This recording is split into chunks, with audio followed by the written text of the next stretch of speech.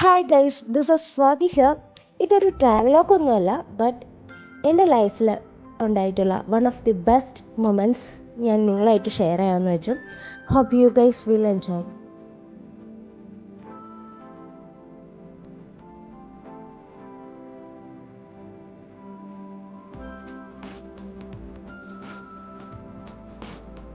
നമ്മൾ പ്രത്യേകിച്ച് ഒരു പ്ലാനിങ്ങും ഇല്ലാതെ പെട്ടെന്നെടുത്ത തീരുമാനമായിരുന്നു ഇങ്ങനത്തെ ഒരു യാത്ര. അതുകൊണ്ട് തന്നെ എവിടേക്കാണെന്നോ എന്താണെന്നോ ഒരു ഐഡിയ ഇല്ലായിരുന്നു.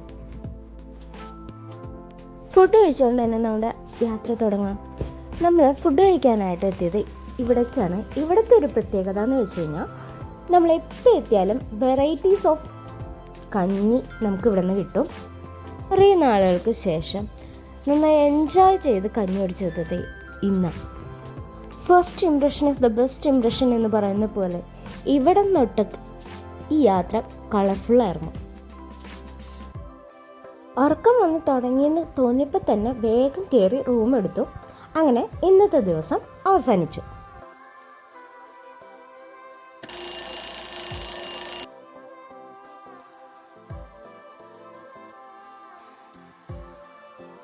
ഗുഡ് മോർണിംഗ് ആൾ. ഇന്നലെ കിടക്കുമ്പോൾ എൻ്റെ ആഗ്രഹം വളരെ നേരം വൈകി എഴുന്നേക്കുക എന്നുള്ളതായിരുന്നു. പക്ഷേ കറക്റ്റ് 8 മണിയായപ്പോൾ ഞാൻ എഴുന്നേറ്റു. ഏറ്റവും ആദ്യം ഒരു കട്ടൻ ചായ ഉണ്ടാക്കി കുടിച്ചു. പക്ഷേ എനിക്ക് ഈ ടീ ബാഗ് ഇട്ടിട്ടുള്ള കട്ടൻ ചായ അത്ര ശീലമില്ലാത്തതുകൊണ്ട് അത് ചെറുതായിട്ടൊന്ന് പാളിയിട്ടുണ്ടായിരുന്നു. നല്ല കടുപ്പായിരുന്നു, കുടിക്കാനേ പറ്റുന്നുണ്ടായിരുന്നില്ല. അതെൻ്റെ മുഖം കണ്ടാൽ തന്നെ നിങ്ങൾക്ക് മനസ്സിലാവും. പക്ഷേ ഒന്ന് അഡ്ജസ്റ്റ് ചെയ്തങ്ങ് കുടിച്ചു. പ്രത്യേകിച്ച് പ്ലാനിങ് ഒന്നും ഇല്ലാത്തൊരു ട്രിപ്പായതുകൊണ്ട് കാര്യങ്ങളൊക്കെ നല്ല സ്ലോലിയാണ് നടന്നുകൊണ്ടിരുന്നത്. എന്തൊക്കെയാണെങ്കിലും നമുക്ക് ആരും ബോധിപ്പിക്കേണ്ട ആവശ്യമില്ല, നമ്മൾ തന്നെ ചെയ്യുന്ന കാര്യം.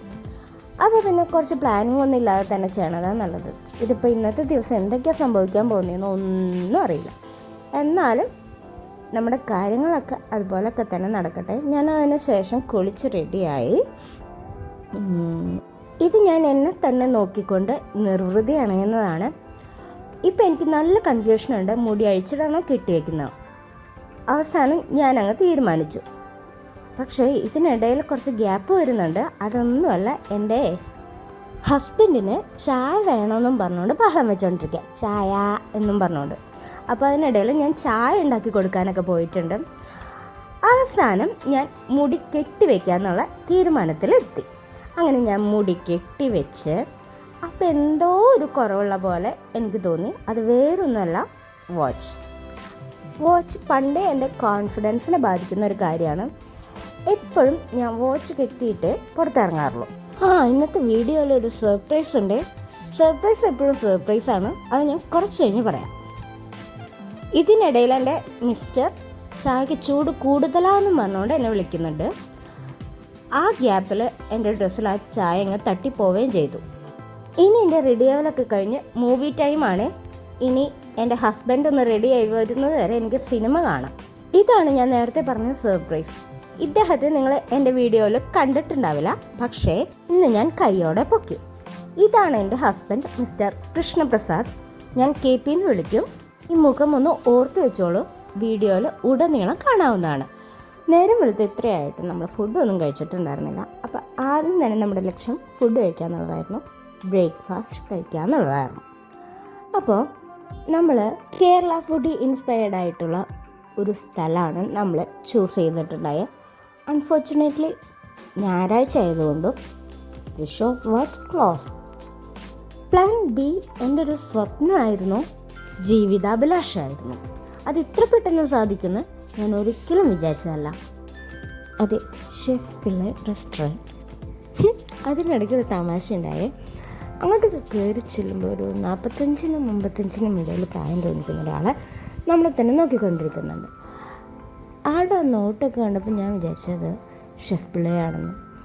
എൻ്റെ മുഖത്തെ എക്സ്പ്രഷനൊക്കെ കണ്ട് KPക്ക് കാര്യം പിടികിട്ടി.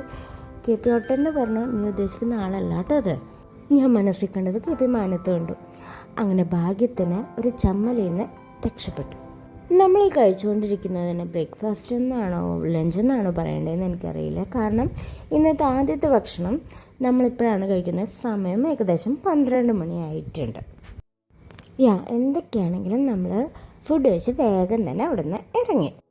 ഇനി നേരെ വെച്ച് പിടിച്ചത് ഫോർട്ട് കൊച്ചിയിലോട്ടാണ്.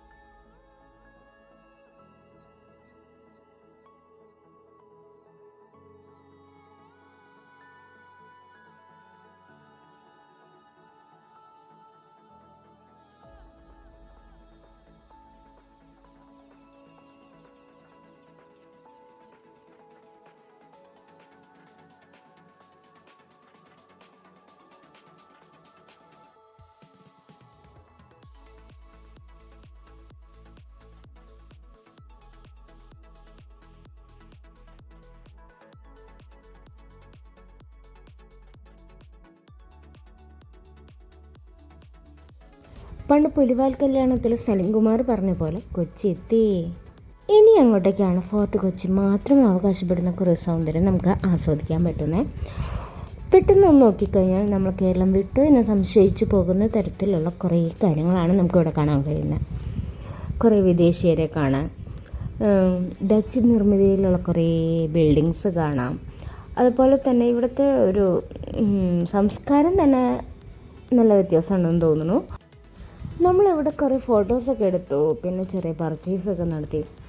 ക്രിസ്മസൊക്കെ അല്ലേ വരാൻ പോകുന്നത്. കുറേ ക്രിസ്മസ് കളക്ഷൻസൊക്കെ വന്നിട്ടുണ്ടായിരുന്നു ഷോപ്സിലൊക്കെ. അതൊക്കെ ചുമ്മാ കണ്ട് ആസ്വദിച്ചു. വളരെ കാര്യമായിട്ട് ഞാൻ പർച്ചേസ് ചെയ്തത് ഈ ഒരു ഐറ്റമാണ്.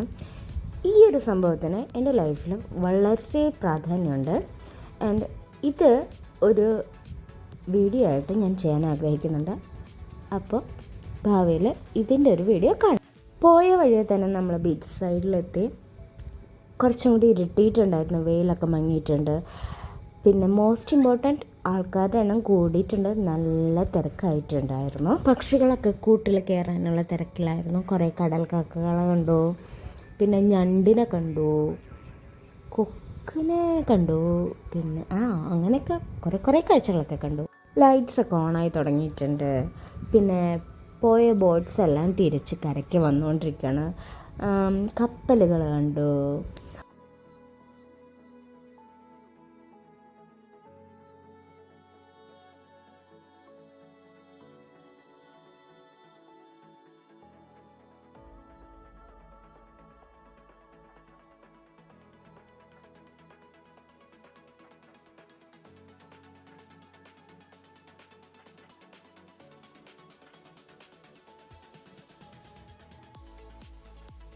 അങ്ങനെ നമ്മൾ പതിയെ കൊച്ചിയോട് ബൈ പറയാണ്. നമ്മൾ കൊച്ചി വീടാണ് കേട്ടോ.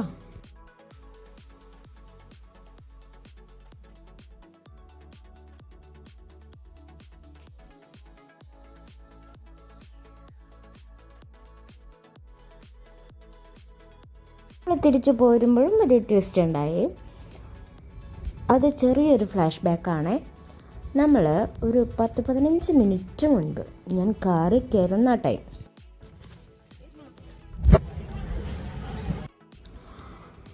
അപ്പോൾ ആ ഒരു ടൈമിൽ KPക്ക് ചായ കുടിക്കാൻ മോഹം.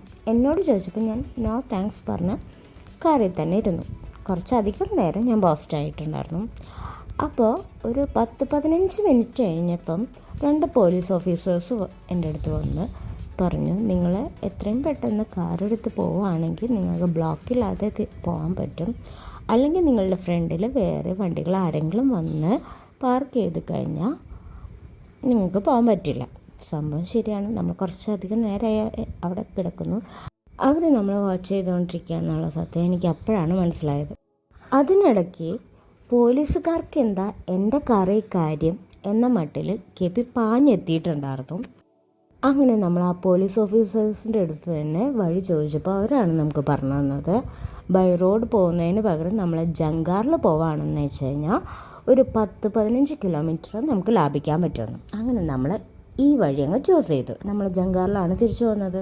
അങ്ങനെ ഡിന്നർ കഴിച്ച് നമ്മളുടെ ഇന്നത്തെ ദിവസം കംപ്ലീറ്റായി.